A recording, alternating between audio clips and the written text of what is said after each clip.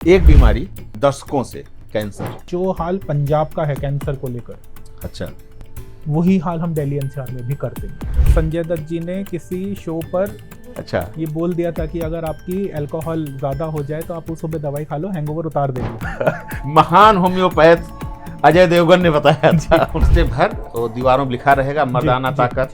कब तक मुंह छिपाते फिरोगे, एक बार मिल तो लें। जी, अगर आपको कोई सेक्सुअल डिजीज भी हो गई है, आप पहले कारण समझो क्यों हुआ। और इसमें कोई टैबू नहीं है, इसमें कोई शर्म की बात नहीं है। बीमारी है, जैसे आपको बुखार आ जाता है वैसे ही सेक्सुअल डिजीजेज भी हो सकती है। पॉडकास्ट के ऊपर, यूट्यूब के ऊपर या इंस्टाग्राम के ऊपर जो ये फेक वीडियो चल रही हैं, ये सबसे बड़ा मिथ है जिसको खत्म करना बहुत जरूरी ये है। नेता होता भी आते हैं दवा कराने छुप छुप के। आते हैं। नमस्कार, आप देख रहे हैं यंग भारत न्यूज और आपके साथ मैं हूं विकास मिश्र। आज हमारे साथ हैं होम्योपैथ के मशहूर डॉक्टर आशीष राजेंद्र सिंह। आशीष जी, आपका बहुत बहुत स्वागत है। होम्योपैथ के तमाम मिथ के बारे में आज आपसे हम बात करेंगे, तमाम सच्चाइयों के बारे में बात करेंगे और तमाम वो मिथ जिसको आपने तोड़ रखा है। पहला तो यही मिथ कि ये माना जाता है होम्योपैथ का डॉक्टर जितना ही बुजुर्ग होगा उतना ज़्यादा ही वो विश्वसनीय होगा, बढ़िया होगा। आप एकदम नौजवान डॉक्टर हैं और देखते देखते पूरे देश में आपकी चर्चा है और आपके क्लिनिक का जो हमने रिव्यू देखा है, मेरा ख्याल उतना अच्छा रिव्यू किसी का है नहीं। Thank you sir, thank you. तो चलिए शुरू करते। आपको इन्फेक्शन हो गया है सर? शायद पेशेंट से किसी से कांटेक्ट में आने की वजह से आईज में और स्किन पे बैक्टीरियल इन्फेक्शन हो गया। अच्छा, पेशेंट से आमने सामने हो जाता है? सर शायद मेरी गलती रही, मैंने हाइजीन नहीं ध्यान रखा। अच्छा, क्या मौसम बारिश का मौसम भी सर रिस्पॉन्सिबल है, क्योंकि इस टाइम पे स्किन डिजीजेस बढ़ जाती हैं। Infection, viral infection, bacterial infection होने के ज़्यादा चांसेस। शायद मैंने ही किसी पेशेंट को फिजिकल एग्जामिनेशन करते हुए शायद मैंने सैनिटाइज नहीं कर पाया, तो वो शायद मेरी ही गलती से मुझे इन्फेक्शन। तो क्या बारिश में या किसी मौसम में कुछ इन्फेक्शन होते ही होते हैं? कॉमन है, बहुत सारे बैक्टीरियल इन्फेक्शंस हैं, पस फॉर्मेशन इन्फेक्शंस हैं, बैक्टीरियल या फ्लू होना इस टाइम पे, वायरल इन्फेक्शंस होना, ये बहुत कॉमन है इस सीजन के अंदर। तो थोड़ा सा हमको अपना हाइजीन और इम्यूनिटी इस मौसम में वैसे भी स्ट्रांग रखना चाहिए। एंड आफ्टर कोविड वायरस और इनमें बहुत तरह के चेंजेस आ गए हैं, क्योंकि इम्यूनिटी पे बहुत अच्छा खासा इम्पैक्ट आया है लोगों की। अच्छा। और जो वायरस है इनका स्वरूप थोड़ा सा बदल गया है, अब इनका लाइफ थोड़ा सा सर्वाइव करने का तरीका थोड़ा सा बदल गया है, तो ये ज़्यादा इन्फेक्शियस है और थोड़ा सा लॉन्ग स्टेइंग है अब इस टाइम पर। अच्छा, इंसान डाल वायरस पात हो रहा है। जी, वायरस भी चालाक हो रहा है। चालाक हो गया है सर। जैसे पहले हमको कोविड से पहले अगर वायरल फीवर है तो हम बोलते थे कि यूजुअली शायद 5 डेज के अंदर वो ठीक हो जाएगा, और हमको वो 5 डेज से ज़्यादा समय लगता भी नहीं था। लेकिन कोविड से थोड़ा सा पहले और आफ्टर कोविड, और जिन लोगों को स्पेशली कोविड हुआ है उनमें हमको अब टाइम लग रहा है। हम 7 to 10 डेज भी बोलते हैं लोगों को कि आपसे इतना समय लगेगा, और उसके आफ्टर इफेक्ट जाने में शायद 1 महीने का भी समय लग सकता है। हमने भी सुना है, वो अक्सर होता है कि भाई बुखार आया है तो मुझे लगता है 2-3 दिन में ठीक हो जाएगा, जी, अचानक पता चलता नहीं टाइफाइड हो गया, लंबा खींच रहा है। जी सर, बेसिकली तो टाइफाइड एक हाइजीन वो है कि आपके खाने से जो संक्रमित खाना है, या किसी ने शौच जाने के बाद अपना हैंड वॉश नहीं किया, तो वहाँ से ये इन्फेक्शन बहुत कॉमन है, आता है। और ये किसी भी सीजन में आ सकता है। लेकिन और भी अन्य वायरसेस हैं जिनको हम कॉमन फ्लू बोला करते थे, वो उनका भी अब बॉडी में एक्ट करने का तरीका काफ़ी बदल गया है। अच्छा, तो बेसिकली ह्यूमन बॉडी में कोविड के बाद काफ़ी चेंजेस आए हैं, जिसको हमको टैकल करना थोड़ा सा समय लग रहा है, एंड चीज़ों को इम्प्रूव करने में थोड़ा सा समय लगता है। चलिए कोविड पर हम अलग से बात करेंगे, ये तो आउट ऑफ कोर्स बात होगी। जी। तो हम तो शुरू करने वाले थे इस बात से कि अभी भी जैसे किसी को बुखार हुआ, किसी को सर दर्द हुआ, भारतीय पद्धति तो यही है कि दौड़ के जाता है दवा की दुकान पर पूछ लेता है भाई सर दर्द हो रहा है, कुछ दे दो, कुछ दे भी देता है जी। लेकिन जो समझदार लोग हैं वो डॉक्टर दिखाते हैं। तमाम तरह की पैथी प्रचलित है, एलोपैथ, खासतौर पर एलोपैथ, होम्योपैथ, आयुर्वेद। आप होम्योपैथ के डॉक्टर हैं जी। सीधा सवाल, जी, होम्योपैथ क्यों हमें अगर कुछ हो तो हम होम्योपैथ का इलाज लें? क्या खासियत है इसकी, क्यों अलग है दूसरों से? होम्योपैथी की खासियत है कि वो इंडिविजुअलाइज ट्रीटमेंट देता है। अच्छा। मतलब इसका कि मैं सिर्फ आपकी बीमारी के बारे में नहीं जानूंगा, आपके मन में उस बीमारी को लेके क्या प्रतिक्रिया है, आप कैसा बिहेव कर रहे हैं, आप कैसा सोचते हैं, आपके क्या सिम्टम्स हैं, किस तरह के सिम्टम्स आप देते हैं, इसको ध्यान रखते हुए आपको दवाइयाँ दी जाएंगी। वो दवाइयों का जो असर होगा बेसिकली शायद ये बात सुनने में थोड़ा सा आपको अजीब लगे, होम्योपैथी की दवाई ठीक करने के लिए नहीं दी जाती।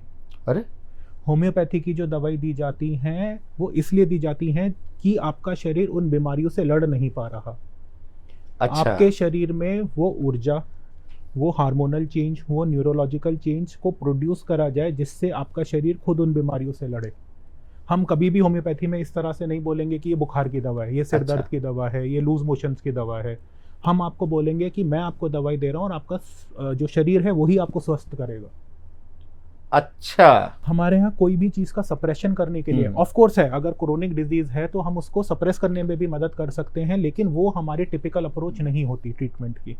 मेरी कोशिश यही है कि पेशेंट जिस भी स्थिति में आया है, चाहे वो बुखार होने के 1 घंटे के बाद आया है, 1 हफ्ते के बाद आया है, मगर उस 1 हफ्ते में क्या उसके शरीर में बदलाव आए, उसने क्या क्या दवाई ली, क्यों ली, कैसे ली, क्यों आज उसको मेरी ज़रूरत पड़ी, ये सारी चीज़ें हमको दवाई के चुनाव में मदद करती हैं और वो दवा उस शरीर को स्वस्थ बनाने में मदद करती है, उन रोगों से लड़कर, शरीर को स्वस्थ बनाकर, और आपको जो बीमारी हुई है उसको जड़ से खत्म कर। अच्छा, इसी नाते आप लोग हिस्ट्री जानना चाहते हैं? इसलिए हम हिस्ट्री, और वैसे सर देखो हिस्ट्री हर डॉक्टर जानना चाहता है, वो बहुत इंपॉर्टेंट है। बिना उसके कोई भी पैथी आपको दवाई नहीं आपको प्रिस्क्राइब कर सकता, इसलिए बहुत इंपॉर्टेंट है हिस्ट्री। तो आपको सबसे डिटेल में लेना चाहिए, है ना। और मजे की बात ये कि सर जो, अगर बहुत लोगों को शायद ये लगता होगा कि एलोपैथिक हिस्ट्री टेकिंग का फॉर्म और होम्योपैथिक हिस्ट्री टेकिंग का फॉर्म अलग अलग होगा, लेकिन अगर आप दोनों को साथ देखेंगे और अगर आप ठीक से उसको प्रैक्टिस करते हैं तो बिल्कुल सेम है।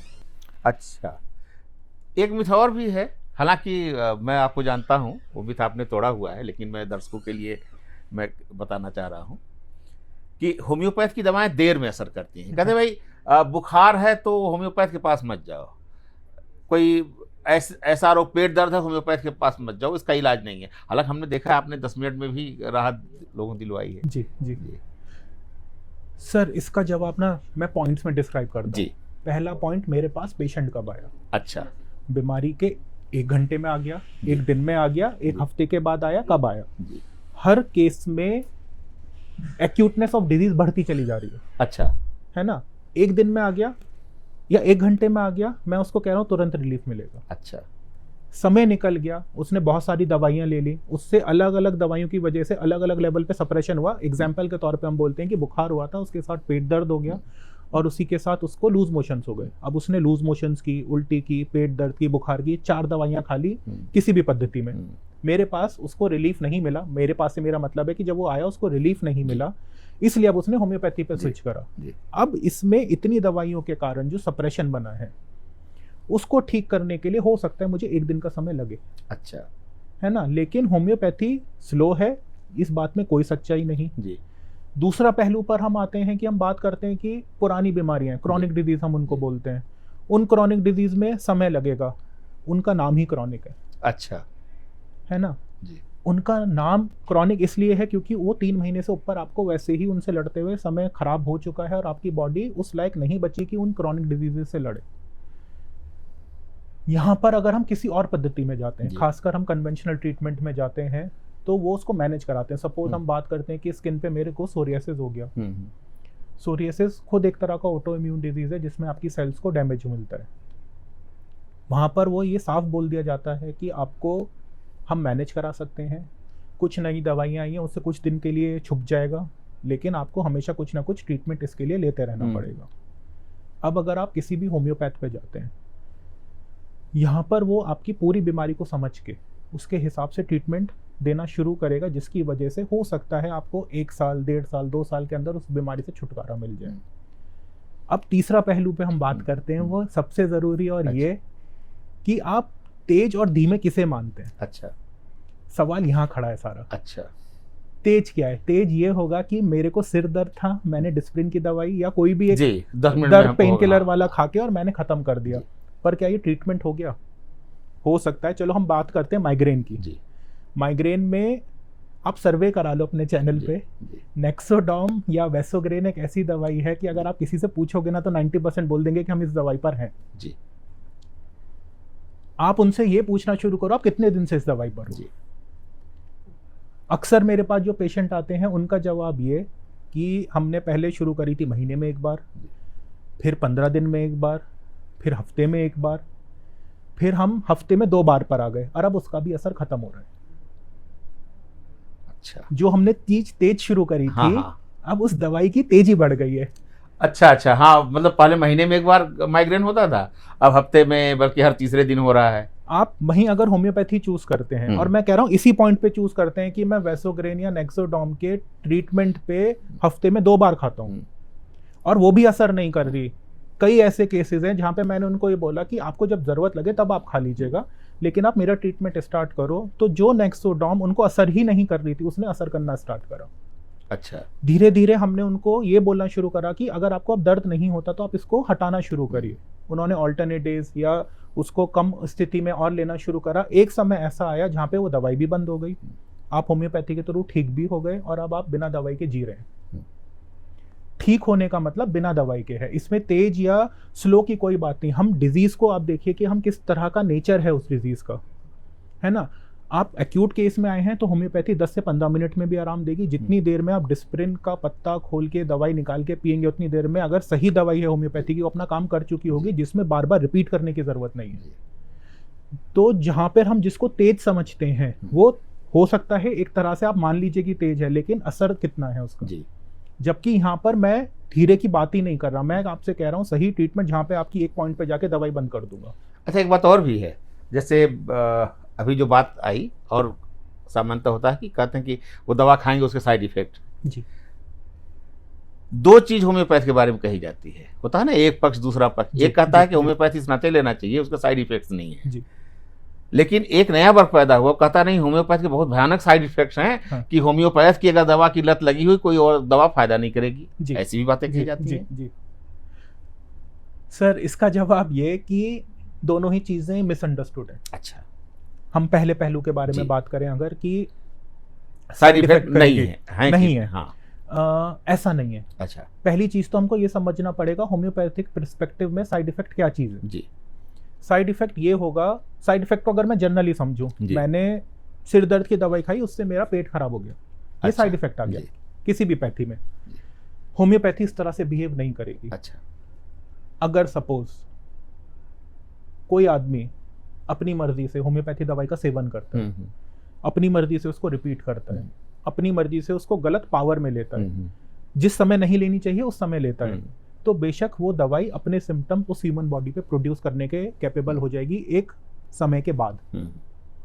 बहुत अच्छा एग्जांपल मैं आपको समझाता हूं। जब कोविड आया था, फर्स्ट वेव आई थी, लॉकडाउन ओपन हुआ, कहीं ना कहीं लोगों ने इस बात को देख लिया कि आर्सेनिक एल्बम खा लीजिए तो आपको कोविड नहीं होगा। हाँ, हम लोग भी खूब खाए। उस खूब खाने के चक्कर में जब फर्स्ट लॉकडाउन ओपन हुआ जी, तो मेरे पास ऐसे बहुत सारे पेशेंट हैं जिनके सिम्टम्स आर्सेनिक से मिल रहे थे। अच्छा, मैं खुश हो गया कि ये तो बहुत आसान बात हो गई कि भाई ये तो चलता हुआ आर्सेनिक का केस है और मैं आइसक्रीम प्रिस्क्राइब करने लगा। बट मैं फेल हो गया उन केसेस में। मेरे को रिजल्ट ही नहीं मिल रहा था। बहुत मैंने अपने फ्रेंड से, कलीग से, फादर से, सबसे डिस्कस करा कि इसमें क्या करना चाहिए। तब हम इस निष्कर्ष पे पहुंचे कि उनकी हिस्ट्री में जाके देखो कहीं आर्सेनिक के लिए तो नहीं खाए जा रहे थे। तब पता चला कि उन लोगों में, उन पेशेंट्स में वो आर्सेनिक को ओवरडोज कर चुके थे। ओह अच्छा, आप लोग कहते थे कि इसको ज्यादा मत लीजिएगा, ज्यादा मत खाइए, और वो खूब बढ़िया से हम ठीक हो जाए, जल्दी जल्दी खूब खाया उन्होंने, जैसे खाने के साथ अचार खाते हैं। हाँ, बिल्कुल बिल्कुल उसी तरह से। तो उसी तरह से वो लोग उसको खा रहे थे। फिर हमको उस मेडिसिन को एंटीडोट करना पड़ा। अच्छा, तब जाके वो लोग स्वस्थ हुए। अच्छा, तो साइड इफेक्ट नहीं है। लेकिन आप अगर किसी क्वालिफाइड डॉक्टर के बिना प्रिस्क्रिप्शन के आप दवाई ले रहे हैं, अपनी मर्जी चले गए, अपनी मर्जी से चले गए, किसी से हमने सपोज जो आजकल ट्रेंड में है कि हमने यूट्यूब से देखा, पॉडकास्ट से देखा कि ये 5 दवाइयां आप इसको खा लीजिए, उस तरह से मैं लोगों से भी बोलूंगा। और मेरा खासकर उनसे बहुत विनम्र अनुरोध है कि आप प्लीज इस तरह से मेडिसिन को मत लीजिए। होम्योपैथिक एक प्रैक्टिकल और प्रूव्ड साइंस है।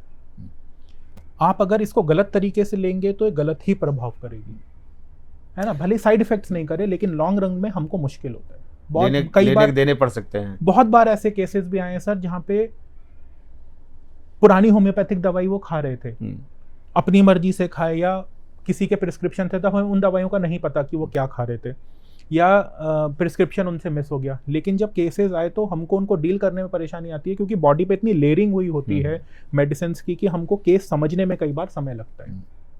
तो बेहतर है कि आप किसी भी दवाई का सेवन करने से पहले किसी क्वालिफाइड होम्योपैथ से जाके मिलें जरूर। अच्छा, होम्योपैथ की दवाएं तो अल्कोहल का इस्तेमाल होता है उसमें? जी जी। और ये भी कहा जाता है कि जो अल्कोहलिक हैं, शराब ज़्यादा पीते हैं, उन पे असर नहीं करती? सर वो किसी भी पैथी पे नहीं असर करेगी। अच्छा अच्छा। जो शराब पीते हैं वो हाँ। कहीं भी दवाई ले रहे हैं असर नहीं करेगी। अच्छा रीजन अच्छा जी जी।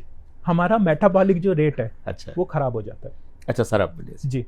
दूसरी चीज, कई बार जो मेडिसिन हैं खासकर एलोपैथी में, अगर आप अल्कोहल के साथ मेडिसिन लेते हैं उनके भयंकर कॉन्ट्राडिक्शंस हैं। आपके नर्व सेंसेस सब डल हो जाते हैं, जिसकी वजह से जो दवाई का रिएक्शन टाइम है वो खत्म हो जाता है। होम्योपैथी में अच्छी बात यह है क्योंकि हमारी मेडिसिन बहुत डाइल्यूटेड है। अच्छा। हमारा जो काम करने का तरीका है नर्व्स एंडिंग्स पर ही है। हम तो जीप पे डालते हम ये बोल ही नहीं रहे कि दवाई पेट में जाएगी, वो तो वहीं से अपना काम शुरू नर्व्स के ऊपर से काम करना शुरू कर देगी। लेकिन अगर मैं दवाई के साथ भी अल्कोहल लेता रहूँगा, बशर्ते होम्योपैथी काम करेगी, लेकिन हो सकता है उसका रिजल्ट हमको स्लो मिले। इसलिए शराब मैं वैसे भी पीने के लिए लोगों से मना कर रहा हूँ कि नहीं पिएं, और अगर आप खासकर मेडिसिन ले रहे हैं तो कम्प्लीटली अवॉइड कर दीजिए। लेकिन शराब पीने वाले तो वो बड़े मानते खिलाड़ी हैं। नहीं, मैं बता रहा हूँ, कई बार ऐसा केस आया है हमारे जहाँ, चूँकि मीडिया में है तो तरह तरह के लोगों से मिलना होता ही है। तो कुछ लोगों को समस्या हुई कि शराब पीते हैं, खाना खाते हैं, उन पेट में गैस हो जाती है, तो गैस की दवा लेकर के वो शराब पीना शुरू किए। जी। हमें ऐसे भी कुछ खिलाड़ी मिले जो होम्योपैथ की कोई दवा खाने के बाद दारू पीना शुरू करते हैं। हाँ, अब बल्कि संजय दत्त जी ने किसी शो पर अच्छा, ये बोल दिया था कि अगर आपकी अल्कोहल ज्यादा हो जाए तो आप उस सुबह दवाई खा लो, हैंगओवर उतार देगी। वो उनको महान होम्योपैथ अजय देवगन ने बताया था उनको। जी, जी। तब से जो है लोगों में खूब चर्चा का खूब विषय चर्चा है, का और विषय। वो थोड़ा सा 4 बूंद मारने के बाद ही शुरू करते हैं हैं प्याला। दवाइयाँ, मैं नाम नहीं लूंगा, मैं जी। लोगों को उसके लिए जी मोटिवेट नहीं करूंगा। जी। लेकिन सर देखो, अल्कोहल लॉन्ग रन में खुद एक बीमारी का कारण बन जाएगा, अच्छा। है ना। तो कोशिश यही है कि आप मत करो। अगर आप करते भी हैं, हाँ। किसी को बहुत मैंने, आप रिस्पॉन्सिबली एक्ट करिए उसके साथ, रिस्पॉन्सिबल रहिए अल्कोहल्स के साथ। नहीं तो हमको लीवर, किडनी, बाकी स्किन प्रॉब्लम्स, इन सब में काफ़ी परेशानी आनी पड़ेगी। हमसे तो कई हमारे कुछ साथियों ने कहा कि आशीष जी पूछिएगा कि शराब पीने वाले करें तो क्या करें, जाए तो कहाँ जाए, उनके लिए भी कुछ तो बताएं। शराब पीने वाले पहले तो घर पे बैठ के पिए अच्छा। और कम पिए। अच्छा, शराब पीने से, ये तो आदरणीय अमिताभ बच्चन जी ने 40 साल पहले बोला था कि दारू पीने से लीवर खराब होता है। जी। अब तो सीधी बात, फैटी लीवर। जी जी। 10-12 साल के बच्चों का लीवर फैटी हो रहा है। हाँ, कई केसेस आए सर। क्या वजह है? पेरेंटिंग। अच्छा। आज के पेरेंट्स कहीं ना कहीं इजी हो गए हैं बच्चों के साथ। अच्छा। मैं और मेरी वाइफ किसी रेस्टोरेंट में खाना खाने गए थे जी। उस बच्ची की एज मेरे हिसाब से 6 या 7 इयर्स की रही होगी। मैं इसमें पेरेंटिंग समझा रहा हूँ, फिर ये जी। समझाऊंगा क्यों होता जी। है। वो बच्ची पूरे टाइम मेरे बिल्कुल नेक्स्ट टेबल पे थी, पूरे टाइम वो अपने मोबाइल में एंगेज थी। जी। आप यकीन मानो कि मुझे नहीं पता उसने उस दिन क्या खाया, उस जी। बच्ची से अगर आप पूछोगे उसे नहीं पता। जी। पूरा खाना उसके पापा ने उसको बाइट बना बना के दिया है, जी। जिसमें मुझे नहीं लगता उसने एक भी बाइट को च्यू करा होगा। जी। ना इतने साल में उसके माँ बाप ने ये सिखाया होगा कि कैसे खाने को च्यू करना है, क्योंकि पहला डाइजेशन का प्रोसेस ही वहां से स्टार्ट होता है। दूसरी चीज, ये सबसे खतरनाक जो चीज है, सब बच्चों पे एक सर्टेन टाइप के ऐप का एक्सेस है, सॉरी मैं नाम नहीं ले रहा, जी। उससे वो खाना घर पे मंगा रहे हैं। अच्छा। अब उस खाने की क्वालिटी क्या है, उस खाने में किस तरह के मसालों का, तेल का, चीज़ों का इस्तेमाल हुआ है, या वो बिल्कुल फ्रेश बना हुआ है या पुराना खाना है। लाके वो बहुत आराम से बच्चे उस खाने को ज़्यादा शौक से खाते हैं रेदर देन जो घर पे खाना बना है। और ये अक्सर पेरेंट्स में कंप्लेन आती है कि ये घर का खाना नहीं खाता। हाँ, आप इसको आप बाहर कहीं पे कुछ खिलाने के लिए जाइए, शौक से पूरा पूरा खाना अपनी डबल कैपेसिटी से खा जाएगा। ये चीज़ें जो चल रही हैं और पेरेंट्स ने जिस तरह का एक्सेस बच्चों को दिया हुआ है, उनमें इस तरह की बीमारियां ही आएंगी। आपकी बात पूरी समझ में आई। जी। अब आप बच्चों के आशीष अंकल जी। या डॉक्टर अंकल की तरह इस कैमरे पर बताइए पेरेंट्स क्या क्या करें। पेरेंट्स, एक तो सबसे ज़रूरी चीज़ है, अपने बच्चे को 5 साल या 6 साल से नीचे मोबाइल मत प्रोवाइड कराइए। बच्चा खाना नहीं सीखता, बच्चा स्क्रीन पे देखता है, उसको ये समझ नहीं आता कि मुझे खाना क्या खाना है, कैसे टेस्ट डेवलप करना है, मुझे क्या पसंद है क्या नहीं पसंद है। आपने उनके मुंह में जो फीड करा, मम्मी कई बार जल्दी में होती हैं, एक बाइट बच्चे के मुंह में खत्म नहीं है, दूसरी बाइट मुंह में डाल दी, बच्चे ने च्यू नहीं करा, सीधे गल्प करा, उस गल्प करने के चक्कर में डाइजेशन का प्रोसेस खराब हुआ, कॉन्स्टिपेट होगा तो मेरा पेट खराब होगा, बैक्टीरियाज, आपके जो गट बैक्टीरियाज है वो अनहेल्दी होंगे, लीवर प्रोसेस नहीं कर पाएगा, आपका बच्चा बीमार पड़ जाएगा। पहली चीज़ तो मोबाइल नहीं देना। दूसरी चीज़, बच्चों को बहुत जल्दी chips, packed food, cold drinks, Cokes, इनके ऊपर मत लाइए। बहुत पेरेंट्स को ऑब्सेशन है अपने बच्चों के साथ दूध पीने के लिए।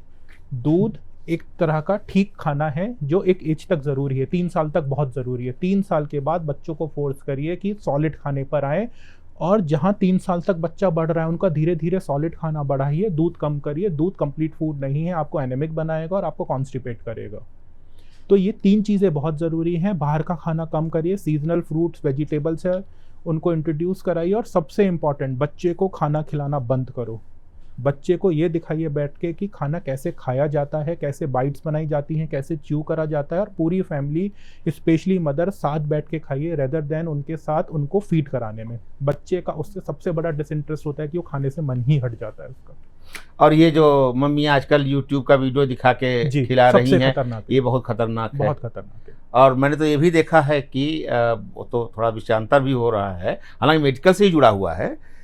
कुछ बच्चे बिल्कुल उनकी आंखें भेगी हो गई है यूं करके देखते हुए मोबाइल लगातार। सर, आईज, ब्रेन, जी, मेंटल डेवलपमेंट, जी, फिजिकल डेवलपमेंट, सब पे इम्पैक्ट आएगा।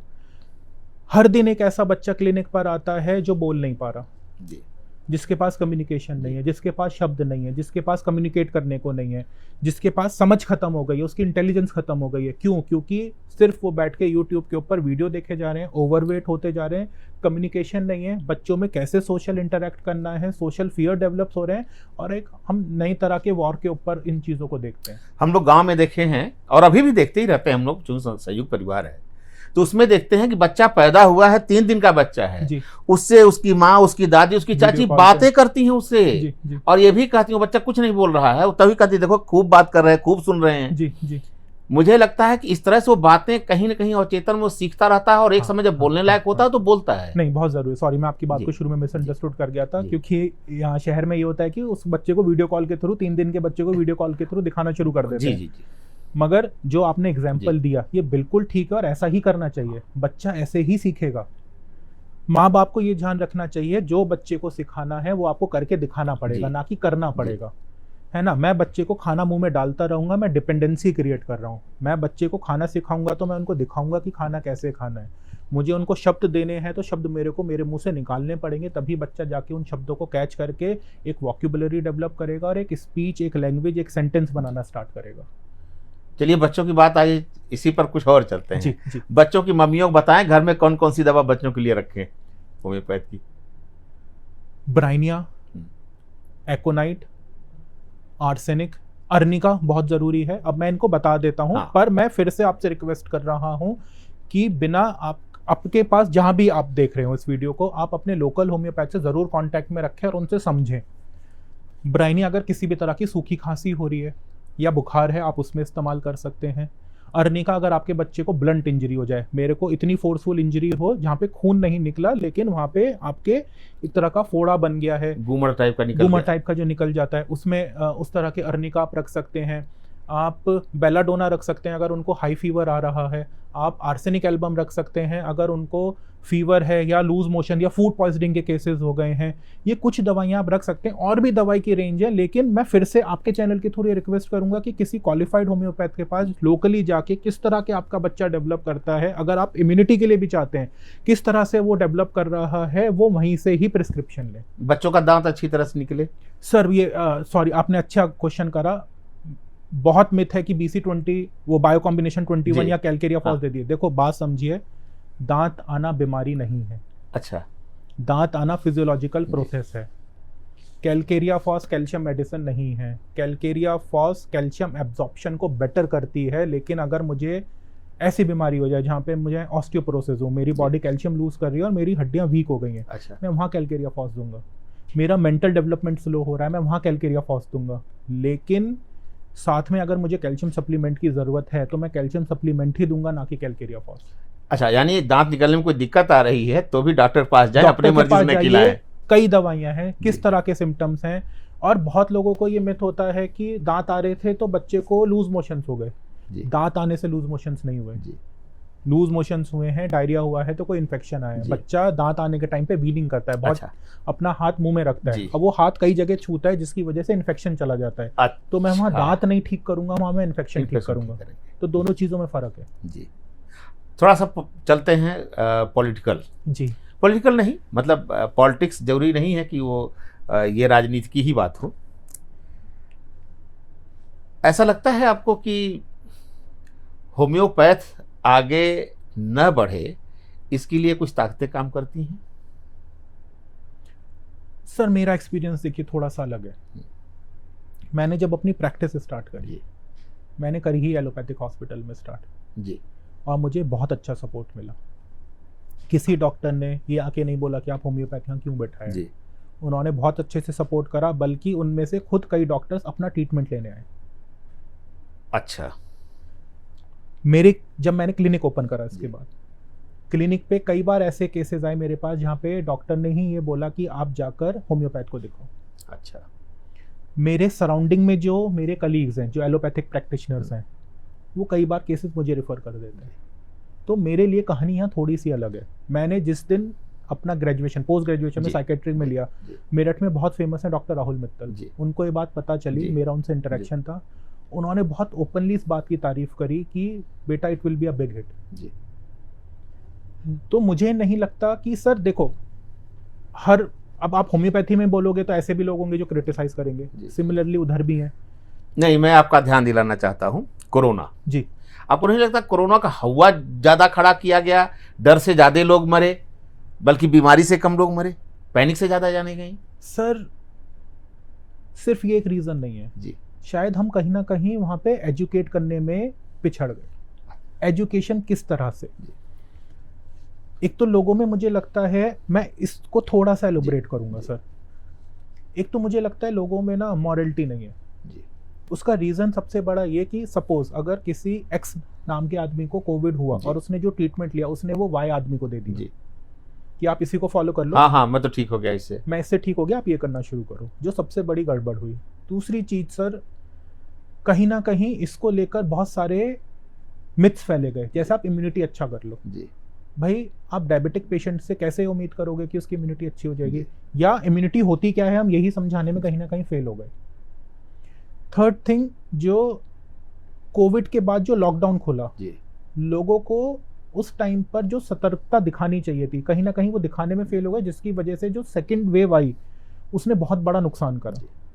तो सर इसमें मुझे लगता है कि किसी पॉलिटिकल पार्टी या किसी पॉलिटिकल उसको भी हम नहीं अगर इंक्लूड करते, मुझे लगता है सारा जो वैल्यू है, मतलब जो सारा कोर सिस्टम है, उसमें कहीं ना कहीं हम ही रिस्पॉन्सिबल थे, है ना। वो एलोपैथी वाले सिंडिकेट की मैं बात कर रहा था, इस नाते भी नहीं सर, मुझे मैं ऐसा नहीं बोलूंगा, क्योंकि बहुत लोग जो एडमिट थे हॉस्पिटल में, वहां पे उन लोगों ने होम्योपैथी भी ली।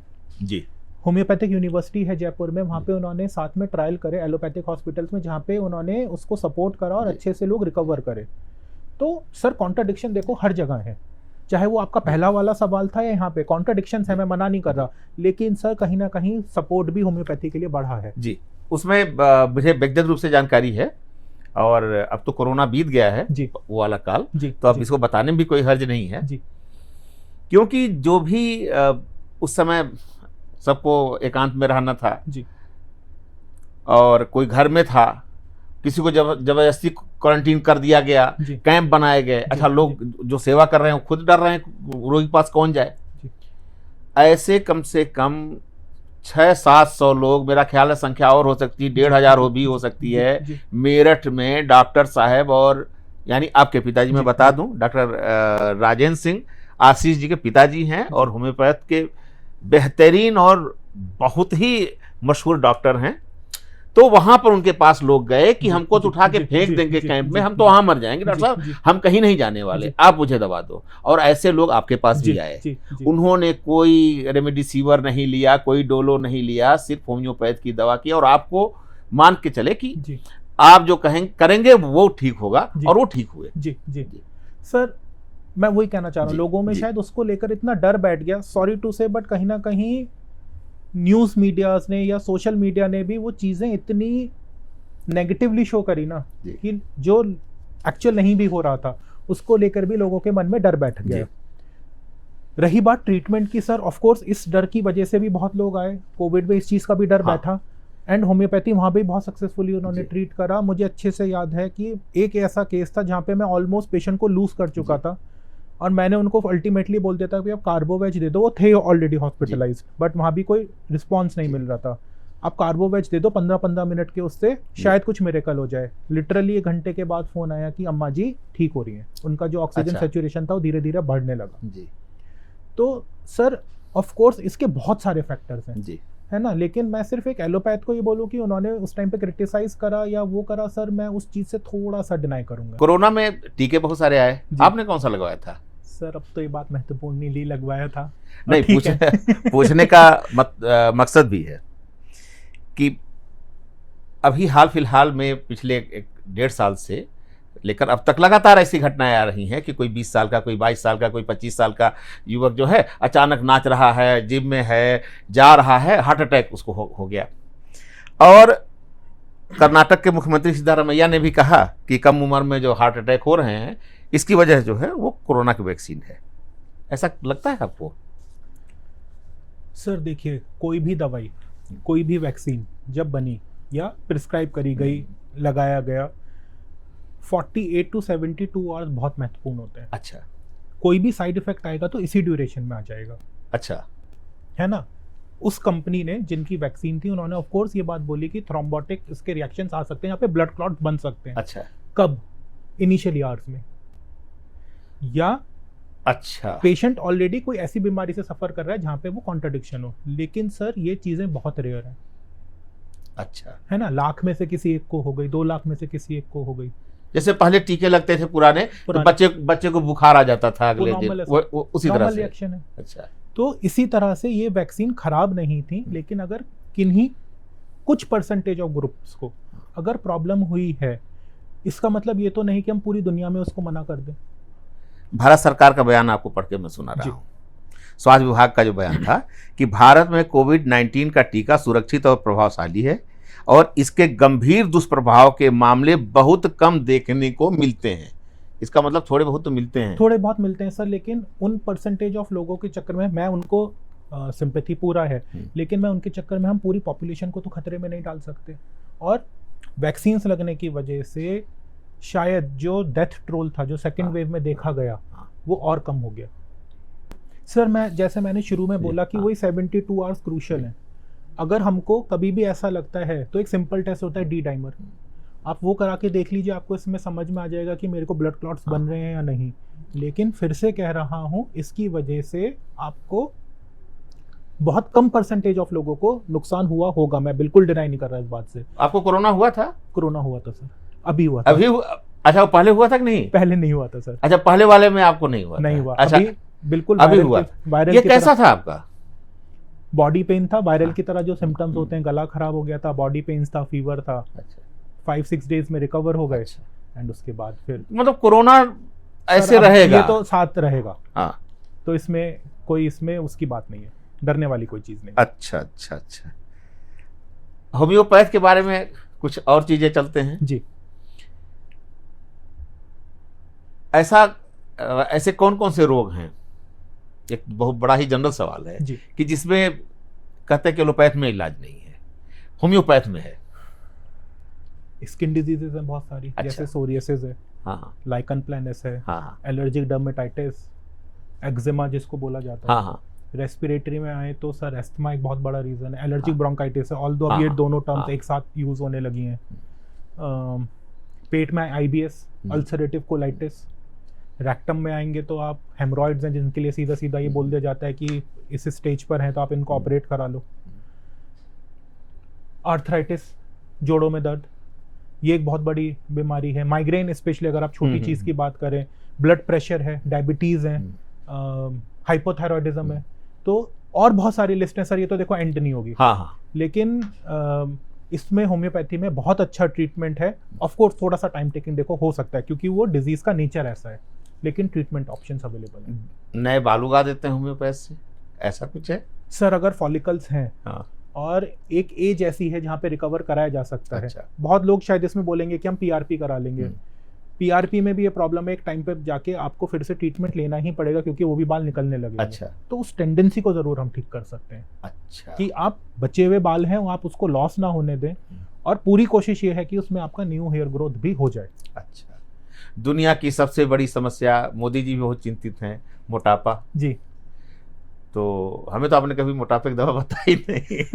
आप हमेशा कहते रहे कि आप एक्सरसाइज करिए तब बताएंगे। जी। तो मोटापे का क्या है मसला, उसमें कोई इलाज है? सर, और जबकि मोटापे के इलाज के लिए पूरी दुनिया में जी मतलब मिलियंस ट्रिलियंस मतलब बिलियंस डॉलर का वो है, व्यापार है। सर दो चीज़ें हैं, मेरे को ऐसी बीमारी हो जाए जहाँ पे मुझे वेट मैनेज करना बहुत ज़रूरी है। अच्छा। सपोज मुझे आर्थराइटिस हो जाए और अगर मेरे जोड़ों में दर्द है हाँ। और मैं ओवर वेट हूँ तो हाँ। मुझे वेट रिड्यूस करना बहुत ज़रूरी है। ऑफ कोर्स ट्रीटमेंट अवेलेबल है। मेरे को हार्मोनल डिसबैलेंस हो जाए जिसकी वजह से मेरा वेट गेन हो रहा है, उसको मैनेज किया जा सकता है। वहाँ वेट भी मैनेज किया जा सकता है और वो डिजीज़ भी मैनेज की जा सकती है। लेकिन मैं अगर ऐप के थ्रू और बैठ के सिर्फ तो वहाँ तो एक ही खूब तरीका खाएं है, पिए और डॉक्टर साहब ऐसी दवा देते हैं जिससे दुबले भी हो जाए। ऐसा पॉसिबल नहीं है। ऐसा पॉसिबल नहीं। मैं वेट रिड्यूस करने में आपकी मदद कर सकता हूँ, कोई भी होम्योपैथ कर सकता है, लेकिन मुझे परिश्रम तो खुद ही करना पड़ेगा। अगर ऐसी एप्स आप अपने मोबाइल में रखते हैं जिससे आप ग्रोसरी अपने घर पे मंगाते हैं, उसे कृपया करके डिलीट करें। मैं उसके फायदे समझाता हूँ। अच्छा अच्छा। एक तो हमारा ह्यूमन इंटरेक्शन उसकी वजह से कम होता जा रहा है। आज मैं अपने फादर को देखता हूँ, वो आज भी दुकान पे जब जाते हैं तो वहाँ पे दुकानदार पहचानता है। वो इसलिए नहीं कि वो डॉक्टर हैं, पर वो पुराना इंटरेक्शन है। आपको 10 चीज़ें दिखेंगी, क्या नया है क्या है, उसमें वो इंटरेक्ट करते हैं। जिन लोगों को एंग्जाइटी डिप्रेशन इस तरह की शिकायत रहती है वो कभी होंगी ही नहीं, क्योंकि आप ह्यूमन टू ह्यूमन इंटरेक्ट कर रहे हो, आप किसी मशीन को ऑर्डर नहीं प्लेस कर रहे। दूसरा, आप वहाँ तक जाओगे, चाहे आप पैदल चल के जाओ, गाड़ी से जाओ, आप बाहर निकलोगे, थोड़ा सा सराउंडिंग को एंजॉय करोगे, ब्रेन रिलैक्स हो जाएगा। थर्ड इंपॉर्टेंट थिंग, कई बार इसके थ्रू हम लोग जो लोकल शॉप्स हैं हम उनको हार्म कर रहे हैं। भाई उनका तो बिजनेस चला गया इस ऐप्स के थ्रू। कभी अपना कैलकुलेशन ये बिठाकर देखिएगा कि जिस खाने को आपने मंगाया, मेरी वाइफ ने मेरे को एक्चुअली ये चीज रियलाइज कराई कि 50 रुपए का पोहा, 50 रुपए ही डिलीवरी चार्ज। हाँ। तो आप खुद सोच के ये देखो कि शायद उतने का तो आपका पेट्रोल डीजल ही नहीं लगेगा, और आप 50 रुपए के पोहे के ऊपर आप उसके ऊपर कोई भी सर्विस चार्ज पे कर रहे हैं, आप कितना अपना फाइनेंशियली लॉस कर रहे हो। तो बेटर है कि आप उससे अपने बच्चे को साथ ले जाओ, उसकी वॉक भी होगी, आप उसको एजुकेट भी कर पाओगे, आप खुद भी बाहर निकलोगे तो ह्यूमन इंटरेक्शन होगा, 10 चीज़ें आप देखोगे, 10 चीज़ों से आपकी बात होगी। चलते हुए आपको बहुत सारे इंसिडेंसेस दिखाई देंगे जो आपको आपके ब्रेन को ना रिलैक्स करेगा। मतलब मोहब्बत भी एक अच्छी दवा है जी। लोगों से अच्छे से बात करिए, अच्छे से बात करिए सर। बल्कि मैं इस बात को कंफर्मेटिव नहीं कह रहा, मैंने किसी से सुना था कि चाइना में शायद गुड सिविलाइजेशन कुछ पॉइंट्स होते हैं जी। अगर मैंने आपकी मदद करी तो वो पॉइंट्स काउंट हो जाएंगे। अच्छा, हाँ हाँ हाँ हाँ हाँ, इस तरह हमने भी सुना है। तो अगर हम उस तरह से यहाँ भी बिहेव करना शुरू करें तो क्या बुरा है। तो अभी मैं आपको उदाहरण देता हूँ। एक हमारे गुरुजी हैं और आईएमसी में उन्होंने हमें पढ़ाया था, अभी हमने इसे पोस्ट भी लिखी थी। तो 12 दिन बाद हॉस्पिटल से आए हैं जी। तो उन्होंने फ़ोन किया, उनकी आवाज़ स्पष्ट आ नहीं रही थी जी। तो उन्होंने अपने मकान का पता दिया और फ़ोन काट दिया जी। मैं उनके पास गया और क्या वो बोल रहे तो कुछ समझ में भी नहीं आ रहा था। मैं उनके करीब गया, थोड़ा सुना और ठीक ठाक, लेकिन मैंने पोस्ट लिखी, तमाम लोग गए मिलने। उनका तीसरे दिन फ़ोन आया तो उनकी आवाज़ एकदम साफ थी, स्वस्थ हो गए। हाँ, तो क्या इसका भी असर पड़ता है? बिल्कुल सर, मैं जो मैंने पूरा इंसिडेंस आपको बताया, मैं यही समझाना चाह रहा था। बहुत सारे मानसिक रोग, बहुत सारी ऐसी चीज़ें, फिजियोलॉजिकल चीज़ें भी इसलिए हैम्पर हो जाती हैं क्योंकि हमने आपको एक बहुत छोटी दुनिया में रिस्ट्रिक्ट कर रहे हैं। हमारा बहुत सारा समय सिर्फ मोबाइल के ऊपर और गैजेट्स के ऊपर है, जिसकी वजह से हम सोशल इंटरेक्शन, अपने इमोशंस, हार्मोन्स, ब्लड सर्कुलेशन, हम इन चीज़ को इम्पैक्ट करे चले जा रहे हैं। एक बीमारी मध्यम वर्गीय परिवार में कभी एग्जिस्ट नहीं करती थी, होती थी, अब कितनी होती थी और कितनी होती है वो अब डॉक्टर आप जी, बताएंगे। जी, जी, कोरोना के बाद जी, अचानक से मध्यम वर्गीय परिवारों में एक बीमारी का नाम पहुंचा, जिसका नाम है डिप्रेशन। जी। एग्जिस्ट करता है ठीक से? सर मैं इस डिजीज़ को बिल्कुल भी ये नहीं बोलूँगा कि एग्जिस्ट नहीं करती, या मैं इसको क्या बोलेंगे, मैं इसकी सीरियसनेस को कम नहीं कर रहा। जी 2 चीज़ें हैं सर, मुझे लगता है एक तो ये फैशनेबल टर्म बन गया है। जी मुझे थोड़ा-सा भी अगर किसी चीज़ को लेकर इमोशंस होते हैं, वो थोड़े से नेगेटिव हो जाते जी। हैं, या तो मैं उसको एंग्जायटी टर्म करना शुरू कर जी। देता हूँ, या मैं उसको डिप्रेशन देना शुरू कर देता हूँ। भूल ही गया कि उदासी भी एक चीज़ होती है, जी। वो भी इमोशन है। अच्छा। डिप्रेशन होता है long traumas, post traumatic disorders की वजह से, या बहुत लंबा कोई सप्रेशन हो, मेरे ऊपर डोमिनेशन हो, या और भी कोई एक्सटर्नल फैक्टर्स हो सकते हैं, किसी की जॉब के ऊपर, या करियर की रिलेशनशिप, चिंताएं? कैरियर की चिंताएं, वो सब हो सकता है, मैं बिल्कुल मना नहीं कर रहा। लेकिन उनसे लड़ना भी उतना ही आसान है, इनको ठीक करना भी उतना ही आसान है, और लोगों को उसके बारे में जागरूक होना, बात करना भी बहुत आसान है। लेकिन इस चीज़ को फैशनेबल टर्म ना बनाया जाए। जी। तो डिप्रेशन से जो लोग जूझ रहे हैं, उसका इलाज अक्सर वो ढूंढते हैं कहाँ? जी, नशे में, जी, जी, स्क्रीन पर, जी, मोबाइल में। जी। मुझे लगता है कि ये बढ़ाएगा, कम तो करेगा नहीं। नहीं, बिल्कुल नहीं। बेटर वही है सर, जैसे मैंने बोला, ऐप्स डिलीट कर दो। जी जितना, अगर सपोज मेरे फ्रेंड या फैमिली में मुझे कोई पता चलता है, मेरी पहली रिस्पॉन्सिबिलिटी में जाके उससे बात करूं। जी हो सकता है बात करने में मुझे ये नहीं बताया मुझे प्रॉब्लम क्या है, लेकिन ज़रूरी भी नहीं कि आप उसे डिप्रेशन के बारे में, उसके दुख के बारे में बात करो, बट आप उसे कोशिश ये करो कि आप उसको सोसाइटी में तो लेकर आओ। जिन चीज़ों को वो छोड़ चुका है, जैसे मान लीजिए उनको म्यूज़िक सुनने का शौक जी। था, पेंटिंग करने का शौक जी। था, बाहर खाने का ही शौक था, मूवी जी। देखने का जी, शौक जी। था, घूमने का शौक था, आप उनको वो चीज़ें करने के लिए मोटिवेट करो।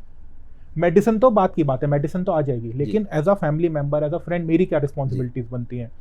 उन लोगों को अकेला ना छोड़े, अच्छा। है ना? अगर किसी तरह के वो एडिक्शन में फंस चुके जी। हैं, कोशिश करो उससे बाहर लाओ, उससे चीज़ें इंप्रूव नहीं होंगी, हम और बीमारियों को इन्विटेशन दे रहे हैं। Over thinking? सर वो भी इसी का ही पार्ट है, एंग्जाइटी का पार्ट है, पैनिक मैं अटैक का पार्ट उसी है। के संदर्भ में कह रहा हूँ जी, जी, कि ओवर थिंकिंग डिप्रेशन का एक बिल्कुल हिस्सा, कारण है। बिल्कुल कारण है, और शायद कहीं ना कहीं दोनों इंटरलिंक्ड भी हैं। जी। तो बेटर यही है कि सर हम उनसे इतना फ्रेंडली रहें, या जिस तरह की सोसाइटीज हम लोग एनसीआर में स्पेशली डेवलप कर रहे हैं, जहाँ पे मेरे को मेरे नेबर से मतलब नहीं है। अब डॉक्टर आशीष भैया, जी, अंकल हो गए, जी, अब भैया, डॉक्टर आशीष भैया, नौजवान जो हैं जिनको लगता है कि उन्हें डिप्रेशन है, उन्हें एंजाइटी है, ओवर थिंकिंग करते जी, हैं, जी। तो डॉक्टर आशीष भैया उनके लिए क्या कहेंगे? इस कैमरे में अपने बताइए। एक तो ये चीज़ कि अपने बीमारी का कारण समझने की कोशिश करिए। उस कारण का ऐसा हो ही नहीं सकता कि सॉल्यूशन नहीं निकले। कोई ऐसी प्रॉब्लम नहीं है कि सॉल्यूशन नहीं निकले। मैं शायद मजाक में कह रहा हूँ, लेकिन मैंने कहीं पढ़ा था, मेरे को ये बात बहुत ठीक लगती है कि अगर कोई ऐसी चीज़ है और उसका सॉल्यूशन नहीं है, तो फिर परेशान क्यों हो रहे हो? और अगर उसका सॉल्यूशन है तो परेशान क्यों हो रहे हो? बिल्कुल सही बात है। तो कोशिश ये रखिए कि ऐसी कोई चीज़ नहीं जिसका सॉल्यूशन नहीं है। आप अपने मेंबर से, फ्रेंड से उसके बारे में बात करिए, उसका सॉल्यूशन निकलेगा। आप जो नेगेटिव चीज़ें हैं, जैसे सपोज़ अल्कोहल है, स्मोकिंग है, इन तरफ की चीज़ों के लिए आप बहुत ज़्यादा अट्रैक्टिव मत होइए। वो शायद हो सकता है आपको स्क्रीन पे देखने में या सुनने में बहुत कूल लगेगा, लेकिन वो एक्चुअली बहुत प्रॉब्लम को और ज़्यादा ख़राब कर देंगे। दूसरी, थर्ड चीज़, इन चीज़ों से फंसने के बजाय आप कोशिश करो कि अपनी फिजिकल हेल्थ पे ध्यान दीजिए, जिम जाइए, योगा करिए। योगा बहुत हेल्प करेगा आपको इन चीज़ों से बाहर निकलने के लिए, और अच्छा खाना खाइए। बहुत बढ़िया। मैं समझ रहा हूँ, मैं कुछ ऐसे लोगों को जानता हूँ, जी, युवाओं को, जो ऐसी समस्याओं से जूझ रहे हैं, बिल्कुल, और मैं ये क्लिप कटवा करके जी। उनके पास जरूर भेजूंगा। बिल्कुल सर। एक बीमारी दशकों से उसका नाम आता है, लोग सिहर जाते हैं, कैंसर। जी। होम्योपैथ में क्या कैंसर का भी कुछ इलाज है? आपके पास आए हैं कैंसर के मरीज? हाँ, हाँ सर, लीवर कैंसर के केसेस आए हैं, प्रोस्टेट कैंसर के केसेस आए हैं, ब्रेन ट्यूमर के भी हैं। और आपने क्योंकि अच्छा सवाल एक पूछा, मुझे लगता है दिल्ली एनसीआर कुछ सालों में इस चीज़ का हब बन जाए, कैंसर का? जी। और यहाँ से ना मैं कुछ और बात पे भी डाइवर्ट करूंगा एक बात को लेकर। मेरी ओपीडी में कोई दिन ऐसा नहीं जाता जहाँ पे पेशेंट आके ये ना बोले कि मेरे फ्रेंड्स में, मेरे फैमिली में, मेरे नेबर्स में ये चीज़ नहीं हो गई। मेरे एक दोस्त को हुआ अभी परसों, मुझे पता चला है। सर यही सिनेरियो है। कई पेशेंट्स जो कई सालों से मेरे साथ जुड़े हुए थे, पता चला एक दिन उनको रिपोर्ट में कि कैंसर हो गया। होम्योपैथी में मैनेजमेंट भी है। अगर कैंसर सपोज इस स्टेज तक पहुंच जाता है, हम मैनेज भी कर सकते हैं और ट्रीटमेंट भी ऑप्शंस हैं, क्योंकि डिफरेंट स्टेजेस होती हैं। अगर मेटास्टेसिस नहीं हुआ है, फैला नहीं है, तो हम उसको ट्रीट भी कर सकते हैं। और मैं ये मना नहीं कर रहा कि हम उसको कन्वेंशनल ट्रीटमेंट के साथ मत चलाओ, बिल्कुल चलाओ कन्वेंशनल ट्रीटमेंट के साथ, बल्कि मैं गुजारिश यही करूंगा कि जो कॉम्प्लीमेंट्री या ऑल्टरनेटिव पैथीज हैं, दोनों को साथ मिलके चलाइए। अच्छा। जो एलोपैथिक डॉक्टर्स हैं, जो मेरे कलीग्स हैं, जो मेरे फ्रेंड्स हैं, मैं उनसे बिल्कुल ये रिक्वेस्ट करूंगा कि आप बेझिझक होके, आपको जो मन करता है, आप चाहे होम्योपैथी स्टार्ट करना चाहते हो साथ में, या आप आयुर्वेदा स्टार्ट करना चाहते हो, या कोई और पैथी आप स्टार्ट करना चाहते हो, आप बेशक अपना कन्वेंशनल ट्रीटमेंट दीजिए, साथ में लीजिए, रिजल्ट बहुत बढ़िया मिलेंगे। अच्छा, बहुत बढ़िया रिजल्ट्स मिलेंगे, है ना। मैं बिल्कुल मना नहीं कर रहा कि आप एलोपैथी मत लो, कीमो मत कराइए, ये मत कराइए, बट साथ में होम्योपैथी में ऐसी भी मेडिसिन हैं जो कीमोथेरेपी के साइड इफेक्ट्स को भी कम कर सकती है। अच्छा। तो ट्रीटमेंट ऑप्शन बहुत अवेलेबल हैं। थोड़ा सा हमको उसके साथ लॉजिकली जाना पड़ेगा और लोगों को भी ये समझना पड़ेगा कि जो डॉक्टर्स हैं, कन्वेंशनल ट्रीटमेंट के डॉक्टर्स हैं, उनको भी ये समझना पड़ेगा कि हम दूसरी पैथी को भी अगर अलाइन करके चलाते हैं, हमको बहुत अच्छे रिजल्ट्स मिलेंगे। किडनी में क्रिएटिनिन बढ़ जा रहा है लोगों का, बिल्कुल, तो होम्योपैथ बिल्कुल है, बिल्कुल ट्रीटमेंट अवेलेबल है। जी। और मैं बिल्कुल फिर से मना नहीं कर रहा कि आप कन्वेंशनल ट्रीटमेंट को बंद करो, आप साथ चलाओ। आप अगर इस स्टेज पर है जहाँ पे मुझे लगता है कि होम्योपैथी सोलली इसको मैनेज कर सकते हैं, बिल्कुल मना नहीं करूंगा। लेकिन अगर कोई पेशेंट ये चाहता है कि हम साथ में भी ट्रीटमेंट कराएं, हमें बंद नहीं करना, आपको बहुत अच्छे रिजल्ट मिलेंगे और आप जल्दी ठीक हो जाओगे। अच्छा, कुछ दवाएं ऐसी हैं, सर यहाँ पे मैं रोक रहा हूँ। जी जी, जो हमारी बात चल रही थी, जो कैंसर फैल क्यों रहा है, वो समझना बहुत जरूरी है हमारे लिए। सर हमको एक चीज समझनी पड़ेगी, कैंसर फैल क्यों रहा है, या जो आपने क्रिएटिनिन वाली बात करी है क्यों हो रहा है। सर हम लोगों में मॉरलिटी खत्म हो गई है। अब मॉरलिटी का यहाँ क्या नाता है वो मैं समझाता हूँ। फूड एडल्ट्रेशन इस टाइम पीक पर है। अच्छा, आप शादी में चले जाइए, हो सकता है आपको 3 दिन पुराना खाना मिले। आप किसी रास्ते में से खरीद के खाना खा लीजिए, हो सकता है वो खाना का पनीर नकली हो, खाने में जो मसाले डल रहे हैं वो नकली हो, जो दूध आया है वो नकली हो, जिस तरह की आपको सर्विंग्स में दी जा रही है प्लास्टिक कप्स में, उसमें हो सकता है वो कैंसर कॉजिंग आपको एजेंट्स बने। दिल्ली एनसीआर में अधिकतर बाहर खाना खाने का बहुत बड़ा ट्रेंड है, और इन्हीं एरिया के आसपास के एरिया में नकली पनीर, दूध, दही। एक चीज, होली, दिवाली, शादियां, ये सारी चीजें आसपास, मतलब दिवाली से लेकर आप चीजें ये अलाइन एक साथ करती हैं, और होली तक है फेस्टिवल साथ हाँ, नकली मावा खूब पकड़ा जाता है, आप दिखावटी होता है। वैसे मैं आपसे सिर्फ इतना अनुरोध कर रहा हूं कि इस चीज को खत्म करिए। ये कहीं ना कहीं जो लोग बना रहे हैं उनके घर तक भी ये बात जाएगी, उनके घर पे भी ये परेशानी आएगी। जो केसेस हमको मिल रहे हैं उनमें कहीं ना कहीं रीजन ही सिर्फ ये है कि हम नकली मावा, नकली पनीर, नकली दूध, ये सब खा रहे हैं, जिसकी वजह से हमारी हेल्थ सफर कर रही है। और अगर ये ऐसा ही चला तो कहीं ना कहीं जो हाल पंजाब का है कैंसर को लेकर, अच्छा, वही हाल हम दिल्ली एनसीआर में भी कर देंगे। ये खाने में अनियमितता और नकली खाना जो हम लोग खा रहे हैं, जी जी, लौटना पड़ेगा लोगों को घर के खाने की तरफ, घर के खाने की तरफ आना उसका पड़ेगा। कोई और विकल्प मैं नहीं। ये भी नहीं कह रहा सर, एक सिंपल सॉल्यूशन मैं दे रहा हूँ। अगर मैं किसी होटल में जा रहा हूँ खाना खाने के लिए, रेस्टोरेंट में जा रहा हूँ, या मैंने रोड साइड कहीं पे खाया, क्या जरूरत है मुझे 50 डिश बनानी है? आप 5 बना लो ना। आप शादियों में हम विदेशी आते हैं, हैरान रह जाते हैं जी जी कि ये पनीर, वो पनीर, ये 20 तरह की सब्जियां लगी हुई हैं जी, 20 स्टाल लगे हुए हैं फास्ट फूड के जी। तो मैं भी चाहता हूँ 5 चीजें बना लीजिए। 5 चीजें अगर रेस्टोरेंट वाला बनाएगा, अच्छा बनाएगा, मुझे लगता है ज्यादा प्रॉफिट में आ जाएगा। नहीं, बिल्कुल। हम लोग मेडिकल की बातें करते करते सामाजिक सद्भाव पर भी आ गए हैं। और इससे सर एक चीज मैं आपसे ना और रिक्वेस्ट करना चाहता हूँ। हमने अब तक जो बातें करी, जिसमें हमने कोविड की भी बात करी, हमने ये भी बात करी कि वहाँ पे लोगों की समझ में थोड़ा सा प्रॉब्लम आया, हम समझाने में फेल हुए, अब हम कैंसर पर आ रहे हैं। मुझे लगता है आपके चैनल के थ्रू मैं ये रिक्वेस्ट करूंगा कि हम हर हफ्ते में या महीने में एटलीस्ट एक बार सब डॉक्टर्स को पैनल पे लाएं, और उनसे 2 चीज़ों पे डिस्कशन करें। तो फिट कैसे रहना है ना, बीमारी नहीं। दूसरी चीज़ सर, ये पॉडकास्ट के ऊपर, यूट्यूब के ऊपर या इंस्टाग्राम के ऊपर जो ये फेक वीडियोस चल रही हैं कि आप बुखार हो गया तो खाना मत खाइए, आप इसको ऐसे कर लीजिए, आप मसाले कूट के खा जाइए। इन चीज़ों के ऊपर, इन वीडियोस के ऊपर हमको लगता है ये सबसे बड़ा मिथ है जिसको खत्म करना बहुत जरूरी है। ये मैं आपसे बात करने वाला था। अच्छा। इस पे रील जो हैं जी, एक तो ज्योतिषी जी, और डॉक्टर, जी, मतलब जोशी तो ऐसे ऐसे 5 चीजें अभी घर से निकाल के फेंक दीजिए।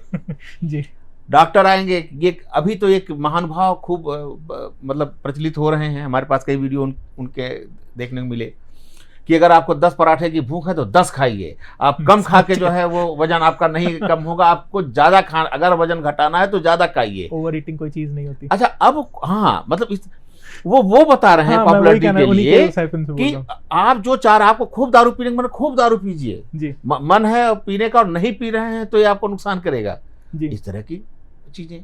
सर, इसीलिए मैं आपसे रिक्वेस्ट कर रहा हूँ कि अगर डॉक्टर्स आकर इन वीडियोस को, मिथ को तोड़ें, जी, इन चीज़ों को हम एजुकेट करें, इम्यूनिटी क्या है, जी। अगर हम बीमार पड़ गए हम कैसे उससे स्वस्थ हो सकते हैं। मुझे लगता है ये चीज़ बहुत ज़रूरी है आज की चीज़ों में, लोगों को एजुकेट करना, और इससे हम पूरी सोसाइटी को, जो यंग जनरेशन है, जहाँ लाइफ स्पैन आपके बुजुर्ग 95-100 तक जीते थे, उसके बाद वो 75 पर आ गए, जो मेरे बाद की जनरेशन है मुझे लगता है वो 50 भी नहीं क्रॉस करेगी।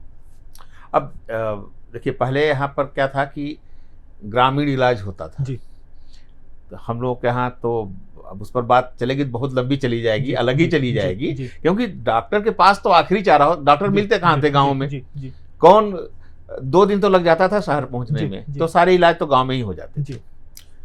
तो और आयुर्वेद की कुछ चीजें प्रचलित थी कि ये हो गया तो इसका पत्ता पीस लो, ये हो गया तो दाल पे, फोड़ा हो गया तो दाल पीस कर लगा दो और बांध दो, सुबह फूट जाएगा, फूट जाता था।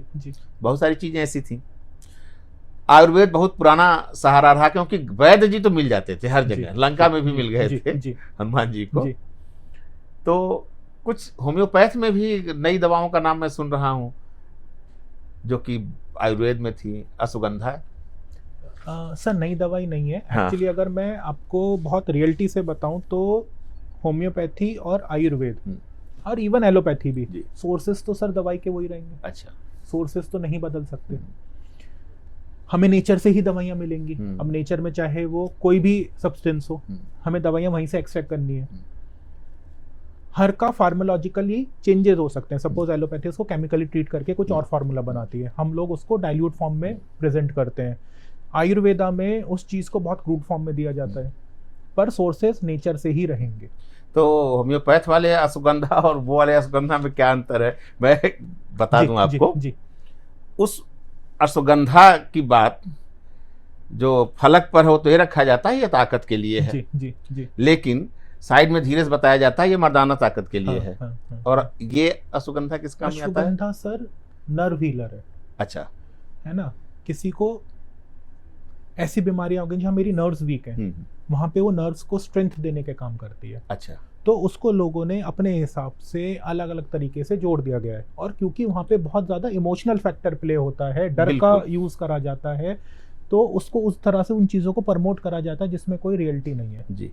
अगर आपको कोई सेक्सुअल डिजीज भी हो गई है, आप पहले कारण समझो क्यों हुआ, और इसमें कोई टैबू नहीं है, इसमें कोई शर्म की बात नहीं है। बीमारी है, जैसे आपको बुखार आ जाता है वैसे ही सेक्सुअल डिजीजेस भी हो सकती हैं। तो बेहतर है कि हम उनको गलत तरीके से, गलत ट्रीटमेंट लेके, मिस इन्फॉर्म्ड होके उस चीज़ को और ख़राब कर लें। बेटर है कि आप अपने डॉक्टर से मिलकर उस चीज़ को ट्रीट करा लीजिए।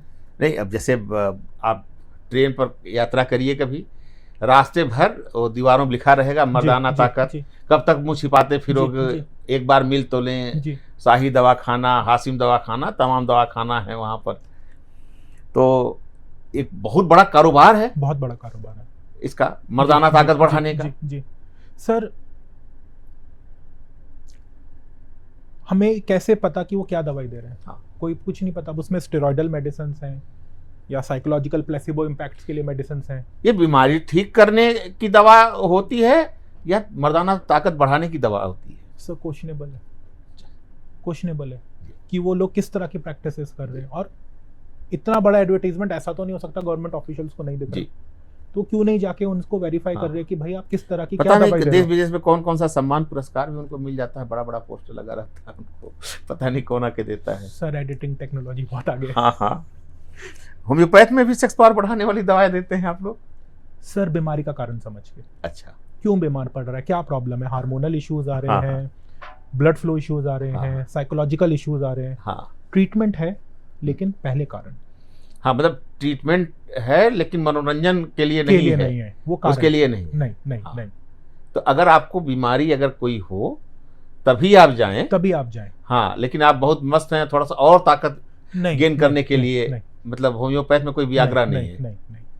अच्छा चलिए, वियाग्रा की बात आ गई है। जी अक्सर लोग इसकी चर्चा होती है, लोग सेवन जी, करते जी, हैं, जी। कई लोग मर भी गए खा के। जी सर, वो भी दवाई ट्रीटमेंट के लिए ही आई थी, अच्छा, लोगों ने उसको गलत सेंस में ले लिया किस या चीज के गलत। ट्रीटमेंट के लिए आई थी? सर इरेक्टाइल डिसफंक्शन है, अच्छा। मेरे को प्रॉपर ब्लड फ्लो नहीं होता, हाँ। पेशेंट्स को ब्लड फ्लो नहीं होता, तो उसमें एज ए स्टिमुलेंट काम करती थी, अच्छा, है ना। तो उन लोगों में वो जब उनकी ज़रूरत है, लेकिन लोगों ने उसको गलत तरीके से लेना शुरू कर दिया, और इस चीज़ के ऊपर भी बैन होना चाहिए कि लोग अपनी मर्जी से जाकर जो केमिस्ट से, और ये होम्योपैथी में भी होने लगा जी, कि लोग आते हैं कि हमको ये दवाई दे दो, हमने फला यूट्यूब चैनल पे देखा था या हमने इस जगह से पढ़ा था। और सरप्राइजिंग मैं आपको एक चीज़ बताऊं जो मेरे अभी कुछ दिन पहले नोटिस में आई, पूरा पूरा प्रिस्क्रिप्शन लोग लिखकर इंस्टाग्राम पे डाल देते हैं। ओह, मुझे ये नहीं पता, मैं ये बिल्कुल वेरीफाई नहीं कर रहा कि वो डॉक्टर हैं या कौन है, लेकिन अगर सपोज एग्जांपल कह रहा हूँ कि आपको एक्टोपिक डर्मेटाइटिस हो गया, तो मैंने ऐसा भी देखा है कि पूरा प्रिस्क्रिप्शन एलोपैथी का लिखा हुआ वो इंस्टाग्राम पे पड़ा हुआ है। तो इस तरह के भी लोग चैनल चला रहे हैं। मैंने कुछ अखबारों में डॉक्टरों के कॉलम देखे हैं, बड़े हिट होते हैं ऐसे कॉलम। तो उसमें है कि मैं फला हूँ और मेरी उम्र इतनी है और ऐसे ऐसे ऐसे मैं अपनी पावर बढ़ाने के लिए क्या करूँ। तो वो जवाब देते हैं, फिर उसके बाद में एक दवा का नाम लिखते हैं, उसके बाद कि ये जेनरिक हैं, इस नाम से इस नमक की जो है सॉल्ट की दवाएं आप ले सकते हैं जी ऐसा बताना क्या ठीक है? सर, दो चीज़ें, अगर मेरे पास उस पूरे पेशेंट का डिटेल है तो बेशक आप उसको ओवर द काउंटर मेडिसिन जो उसकी कंडीशन में थोड़ा सा इम्प्रूवमेंट ला देंगे, वो ठीक है। लेकिन सिर्फ मैं आपसे सिंपल ये बोलूं कि मुझे सिर दर्द है, मुझे उसकी दवाई लिख दो। अब कैसा सिर दर्द है, क्या रीज़न है? सिमिलरली अगर सेक्सुअल इश्यूज हैं तो क्यों आ रहे हैं? जब तक मैं उसकी जांच नहीं कर लूं तो दवाई बताना गलत है। तो अगर मेरे पास डिटेल हिस्ट्री है, मैं फिर से ये नहीं कह रहा कि आप मेडिसिन पूरा पूरा प्रिस्क्राइब कर दोगे, लेकिन अगर मेरे पास फिर भी डिटेल हिस्ट्री है तो ओवर द काउंटर मेडिसिन वो सिर्फ उस आदमी के लिए है, जनरल पब्लिक के लिए नहीं है। तो ऐसी दवाओं के जो खरीदार हैं मार्केट में जो ऐसे घूम रहे हैं, तो अब आशीष अंकल हो गए, आशीष भैया हो गए, अब फ्रेंड डॉक्टर के तौर पर आप बताइए, ऐसे लोग उनको सावधान करिए कि कैसी सावधानी उनको बरतनी। किसी भी ऐसे सोर्स से आप दवाई लेते हैं जहाँ पर आपको इंस्टाग्राम के थ्रू, यूट्यूब के थ्रू, किसी न्यूज़पेपर के थ्रू कोई दवाई पता चलती है, कृपया करके उसे मत लीजिए। दवाई लिखते हुए, चाहे कोई भी लिखे, कोई भी डॉक्टर लिखे, बहुत सारी चीज़ों का ध्यान रखना होता है। दवाई लिखते हुए बहुत सारे इंटरेक्शंस का ध्यान रखना पड़ता है, उनके एग्रावेशन, एम्यूलेशंस का ध्यान रखना पड़ता है। कोई भी दवाई अगर हम गलत लिखें और उसका गलत प्रभाव आपके ऊपर आ गया, उसके जिम्मेदार सिर्फ आप होंगे। और हम इस तरह से चीज़ें और ख़राब कर रहे हैं। हम बहुत अक्सर ये सुनते हैं कि एलोपैथी की मेडिसिन हमारे लिए रेजिस्टेंस क्रिएट कर रही हैं या वो काम नहीं कर रही हैं। उसमें प्रॉब्लम एलोपैथी की या किसी पद्धति की नहीं है, प्रॉब्लम ये है कि हमने उनको ओवर यूज़ करके ख़राब कर दिया, और ये चीज़ मैं होम्योपैथी में भी होते हुए देख रहा हूँ। तो सिंपल ये रिक्वेस्ट है कि ऐसा मत करिए, आप सिर्फ अपनी हेल्थ को ख़राब कर रहे हैं। होम्योपैथ में आप लोग जो है, हालांकि आप तो बिल्कुल पैकेट बंद कर देते हैं आजकल, टेबलेट की तरह। शीशी में दी गोली, छोटी छोटी गोलियां हैं कि भाई 4-4 गोली खाना है। अच्छा, एक मेंटेलिटी है कि 4 गोली में 6 खा लूँ क्या जी। तो क्या है, मतलब उस 4 और 6 8 या 3 रह गया क्या, जरा उसको समझाइए। सर, जब भी हम प्रिस्क्राइब करते हैं किसी पेशेंट को, उसकी पूरी मनोस्थिति, फिजिकल नेचर, सब कुछ देख के हम लोग एक पर्टिकुलर डोज प्रिस्क्राइब करते हैं। अब 4 हैं, 4 का 5 हो जाए कोई बात नहीं, लेकिन उसको ज़्यादा मत करिए, उससे ओवरडोजिंग होने की चांसेस है। अच्छा तो मेडिसिन का जो सर्टन एक्शन है हम्म। वो खराब होना शुरू हो जाएगा। अच्छा तो जितना प्रिस्क्राइब करा गया है, जिस टाइम पे प्रिस्क्राइब करा गया है, सबसे इंपॉर्टेंट लोग गड़बड़ ये करते हैं, और होम्योपैथी में भी गड़बड़ ये करते हैं कि एक दिन मैंने दवाई 12 बजे ले ली, एक दिन 3 बजे ले ली। प्रॉब्लम क्या है, आपने जो दवाई का लेवल बनाया था, अब सपोज उसका 24 आवर्स का एक्शन है, वो 12 से 12 काम करेगी, आपने तो वो लेवल ही फॉल करा दिया, तो दवाई एक्ट कहाँ से करे? स्ट्रिक्टली जिस टाइम पे आपको दवाई बोला गया है, जितनी क्वांटिटी में बोला गया है वो लेंगे तो आप जल्दी ठीक हो जाओगे। अच्छा, सिम्टम अगर सही पकड़ में आ गए जी ठीक हो जाएगा एकदम? बिल्कुल अच्छा, होम्योपैथ का मतलब ये ताकत है। जी। ये चेहरे के दाग धब्बे दूर हो जाते हैं होम्योपैथ से? हाँ हाँ सर, ऐसे तो बहुत कॉमन केसेस हैं, एक्नेस के केसेस आते हैं, या किसी को धूप की वजह से टैनिंग हो गई है, या स्पेशली फीमेल्स में आफ्टर डिलीवरी बहुत सारे मेलिज्मा हो जाता है जहाँ पे पिगमेंटेशन चेंजेस आते हैं। होम्योपैथी में बहुत अच्छा क्योर है। गोरा भी करते हैं? गोरा बनाने की भी दवा होती है? सर नहीं, अच्छा। मेरा जैसा स्किन टोन है मैं उसको अच्छा। चेंज करके, ऑफ कोर्स कॉस्मेटिक ट्रीटमेंट्स आए हैं बट वो होम्योपैथी में नहीं है और उनके उतने ही साइड इफेक्ट्स हैं। आपका जैसा स्किन टोन है संतुष्ट रहिए। हाँ, अगर उस स्किन टोन में कुछ चेंजेस आ गए तो हम उसको ठीक कर सकते हैं, लेकिन पूरा मैं आपको ये बोलूं कि मैं एक डार्कर शेड को लाइट कर दूंगा, ये पॉसिबल नहीं। आप होम्योपैथ के डॉक्टर क्यों बने? क्योंकि आपके पिताजी डॉक्टर थे? सर सबसे बड़ा मोटिवेशन तो वहीं से मिला? वहीं से मिला था। दूसरी चीज सर, पहला मोटिवेशन वो, और जब इसको पढ़ना शुरू करा और जो सीरियसनेस के साथ चीजें समझ में आनी स्टार्ट हुई, वो मुझे लगता है कि सर शायद किसी और पैथी में नहीं है। हाँ, प्रेरणा तो उनसे मिली जी। और पिता हैं, एक पिता तो हीरो होता है, आपके हीरो हैं वो जी। लेकिन बहुत सारी चीजें अपने हीरो को आप कॉपी करते नहीं बिल्कुल। जैसे सर उनके पास 20 साल पुराने मरीज हैं। हाँ। एक ही चीज का इलाज करा, पूरे स्वस्थ हैं वो जी। आते हैं और घंटा भर अपनी कहानी सुनाते हैं जी। अच्छा, अगर बीच में ब्रेक हो गया फिर से वो कहानी शुरू करते हैं, डॉक्टर बहुत प्यार से सुनते हैं, फिर उन्हें कोई दवा वो दे देते हैं जी, जी, जी। और हमसे बातचीत में उन्होंने बताया कि नहीं, वो आते ही हैं, दवा भी लेनी है, उन्हें बात करनी है जी, और संतुष्ट होके जाते हैं जी, जी। आप 6 महीने ज्यादा कोई मरीज ही नहीं रखते अपने पास। चलिए सर, ये डिफरेंस मैं एक्सेप्ट करता हूँ, पर मुझे लगता है मैं उनको बोल देता हूँ कि अब आपको दवाई वाली जरूरत नहीं है और दवाई के साथ पेशेंट को फिट होने की कोई जरूरत नहीं है। एक चुटकुला बड़ा मशहूर है कि एक नामी वकील का बेटा बाहर से वकालत पढ़ के आया, तो पिताजी छुट्टी चले गए, केस वोस देकर गए थे, तो पिताजी को बताया कि पापा मैंने वो केस निपटा दिया, फैसला करवा दिया उसमें जो आप 20 साल से लटकाए हुए थे। बोला बेटा, तेरी सारी वकालत का खर्चा उसी ने दिया था जो तू आज उसको निपटा दिया। सर मैं उसको ऐसा रेफरेंस यूज कर लेते हैं कि आप मेरे को दूसरा नहीं, कॉम्प्लीमेंट भी है तो उसको रेफरेंस यूज एक और भी है। वो कभी भी किसी को निराश नहीं करते जी, हमेशा मुस्कुराते भी रहते हैं। हाँ हाँ बिल्कुल ठीक हो जाएगा, वो जान रहे कि ठीक नहीं होने का जी। अब ये वो आप एकदम स्पष्ट बता देते हैं जी। कोई आता है आपसे दवा मांगने, इस चीज का दवा मांगने, आप साफ बता देते हैं कि नहीं हो पाएगा ये। सर रीजन बीइंग सर वो प्रैक्टिस ऑफ स्टाइल है। मेरे प्रैक्टिस ऑफ स्टाइल में बस इतना डिफरेंस है, मुझे लगता है पेशेंट पूरा अवेयर हो कि हम ट्रीटमेंट के साथ क्या एक्सपेक्ट कर रहे हैं, मैं कितना आपके ट्रीटमेंट के साथ जा सकता हूँ। मैं एग्जांपल के लिए कह रहा हूँ, पीछे ऐसे कई केसेस आए जहाँ पे आर्थराइटिस था और इस कदर खराब आर्थराइटिस था कि उसमें अगर उन्होंने रिप्लेस नहीं कराया तो कुछ सालों में चलना भी बंद हो जाएगा। मैंने उनको सिंपली ये चीज़ मैंने समझाई कि मैं आपकी पेन में मदद कर सकता हूँ, थोड़ा सा क्वालिटी ऑफ लाइफ इंप्रूव हो जाएगी, लेकिन अल्टीमेटली आपको ये कराना ही पड़ेगा।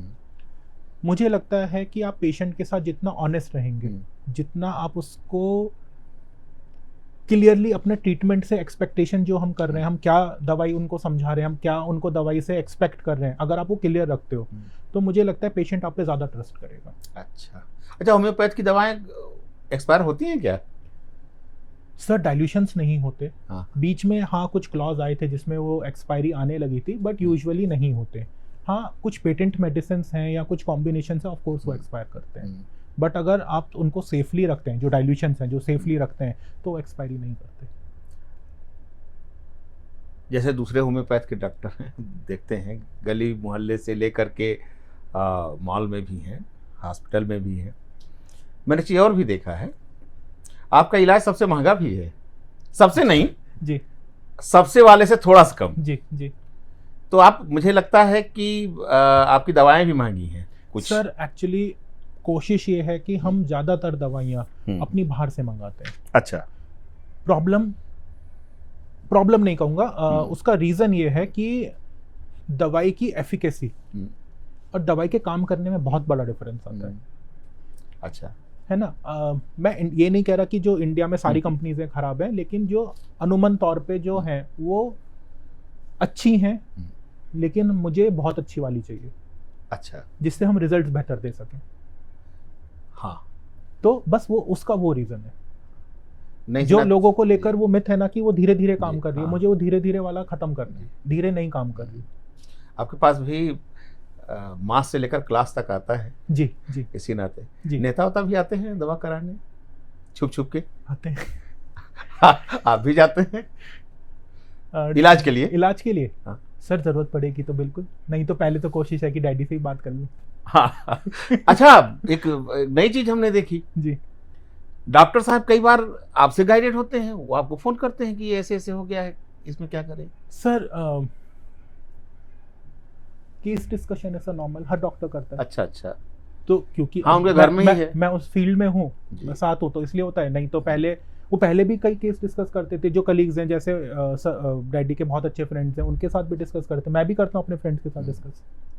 मैं डैडी से भी डिस्कस करता हूँ। अच्छा, अच्छा। नहीं, जब वो डिस्कस करते हैं तो ऐसा नहीं लगता वाह आज डैडी ने हमसे डिस्कस किया? नहीं सर। अच्छा, डॉक्टर की तरह लेते हैं, बेटे की तरह नहीं लेते? सर मुझे पहले ना डॉक्टर ओपी गुप्ता है मेरठ में। अच्छा। उन्होंने एक बहुत बढ़िया चीज़ कही थी, कभी भी अपनी फील्ड में घमंड मत करना, है ना। सबके नॉलेज की कदर करिए, हो सकता है वो आपसे ज़्यादा जानता हो। ये बात बहुत बढ़िया कही आपने। तो आप भले ही वो आदमी, शायद आप ये कह दो कि इसकी प्रैक्टिस ऐसी नहीं है, लेकिन हो सकता है वो आपसे ज़्यादा जानता हो। वो कई बार किस्मत का भी खेल है कि नहीं हो रहा। अभी भी आप पढ़ते हैं? सर वो तो कभी नहीं खत्म होगा। हाँ, मैंने कई बार देखा है, कंप्यूटर तुरंत खोल के आप देखना शुरू कर देते हैं। सर वो कभी नहीं खा। सर चीज़ें बहुत जल्दी अपग्रेड हो रही हैं। अच्छा। टेस्ट बहुत अपग्रेड्स हो गए, और होम्योपैथी में लगभग 3000 से ज़्यादा दवाइयाँ, सारी याद रखना पॉसिबल नहीं है। तो आप अगर रिवीजन नहीं करेंगे तो वो पीछे चलते चले जाएंगे। इलेक्ट्रिक ये क्या कहते हैं, इलेक्ट्रो होम्योपैथी, ये क्या बला है? सर रजिस्टर्ड नहीं है। नहीं है। पहले तो इंडियन गवर्नमेंट ही वो नहीं देती। दूसरा, जो प्रोफेशनल कोर्स है, ग्रेजुएशन है, उसमें अलाइन नहीं है। अच्छा। कहाँ से मेडिसिन आ रही हैं, क्या कर रही हैं। और अभी रिसेंटली भी कुछ हुआ था, इन्होंने रजिस्ट्रेशन के लिए मांग करी थी, वो खारिज कर दी गई। अच्छा। तो मैं भी इसको नहीं मानता। और इटसेल्फ होम्योपैथी में इतनी दवाइयाँ हैं कि सर अलग से और दवाइयाँ ऐड करना है, वो करने का कोई सेंस नहीं है। होम्योपैथी का भविष्य क्या देखते हैं आने वाले दिनों में? Sir future future of medicine यही है। अच्छा। है ना। ये कभी नहीं खत्म होगा, 150 साल से नहीं खत्म हुआ, आगे भी नहीं होगा। नहीं मतलब बढ़ेगा? बिल्कुल बढ़ेगा। जब ह्यूमन बॉडी इतने सारे फेजेस से निकली है, लेकिन होम्योपैथी कभी फेल नहीं हुई। ये कभी नहीं खत्म होगी। बल्कि मैं अपनी फैमिली में, मैंने साइकेट्री में एमडी करा, पीएचडी आया मेरे बाद। आगे वाले आने कुछ सालों में डीएम स्टार्ट होने वाला है। अच्छा। और डीएम भी एटलीस्ट 6 सब्जेक्ट्स में स्टार्ट होने वाला है। अच्छा। जिसमें साइकेट्री, प्रैक्टिस ऑफ मेडिसिन, कुछ और सब्जेक्ट्स हैं। तो लोगों का भरोसा एजुकेशन वाइज, और जो मेडिसिन की क्वालिटी है बनने की, वो हर चीज़ में इम्प्रूवमेंट है। तो अगर कोई भी न्यू स्टूडेंट ये सोच के जा रहा है कि मैं किसी कमज़ोर जगह जा रहा हूँ, या मैं एमबीबीएस से कंपेयर कर रहा हूँ कि मैं कम हूँ, ये गलती से भी ना करे। ये प्रैक्टिस करना भी मुश्किल है, पढ़ना भी बहुत मुश्किल है। सेम सब्जेक्ट्स हैं, ये इस गलतफहमी में मत रहिए कि एमबीबीएस के कोर्स में जो सब्जेक्ट्स हैं वो हमको नहीं पढ़ने। आप जब ह्यूमन बॉडी को नहीं जानोगे, आप दवाइयाँ नहीं दे पाओगे। मुझे यही नहीं पता कि स्कैपुला कहाँ है, तो मैं कहाँ से दवाई दूंगा। तो इन चीज़ों को लेकर कोई सी भी तरह का वो नहीं है। और आगे आगे आने वालों में एजुकेशन और बेहतर होती जा रही है, लोग इसको ज़्यादा एक्सेप्टेंस दे रहे हैं। और इंडिया में नहीं, इंडिया तो ऑफ कोर्स लीडिंग मार्केट में है, लेकिन अगर आप बाहर भी यूरोपियन कंट्रीज में चले जाइए, अमेरिकन उसमें चले जाइए, पॉपुलरिटी बढ़ रही है, लोग प्रेफर करना चाहते हैं। और इसीलिए मैं फिर से कह रहा हूँ कि मैं अपने जो भी कन्वेंशनल मेडिसिन के प्रैक्टिशनर्स हैं, मैं उनको साथ बोलता हूँ कि आप कॉम्प्लीमेंट्री को भी साथ में ऐड करो। ऐसे कितने ही प्रिस्क्रिप्शन आए, मेरे ही क्लिनिक के पास से प्रिस्क्रिप्शन आए हैं जहाँ पे डॉक्टर वाट्स के लिए थूजा लिख के भेज रहे हैं। अच्छा, तो होम्योपैथी में ऐसा कुछ नहीं है कि लोगों को भरोसा नहीं है, क्लिनिकल रिसर्चेस नहीं हो रही, एजुकेशन नहीं इम्प्रूव हो रही, मेडिसिन नहीं इम्प्रूव हो रही, सब बहुत बड़ा फ्यूचर है इसमें। मैं इसी नाते आपका पॉडकास्ट करना चाह रहा था जी, क्योंकि व्यक्तिगत रूप से मैं आपको जानता हूँ और हमेशा देखा जाता है कि खाली मेडिकल फील्ड में ही नहीं है, किसी भी फंड के बारे में है, हम ही हम हैं जी।